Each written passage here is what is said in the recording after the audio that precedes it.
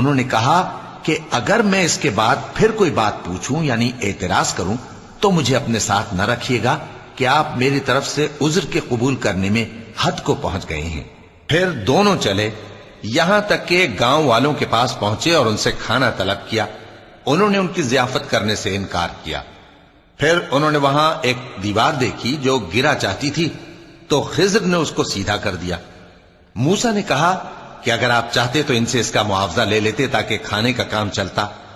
خضر نے کہا کہ اب مجھ میں اور تم میں علیحدگی، مگر جن باتوں پر تم صبر نہ کر سکے میں ان کا تمہیں بھید بتائے دیتا ہوں کہ وہ جو کشتی تھی غریب لوگوں کی تھی جو دریا میں محنت کر کے یعنی کشتیاں چلا کر گزارا کرتے تھے، اور ان کے سامنے کی طرف ایک بادشاہ تھا جو ہر اچھی کشتی کو زبردستی چھین لیتا تھا، تو میں نے چاہا کہ اسے عیبدار کر دوں تاکہ وہ اسے غصب نہ کر سکے۔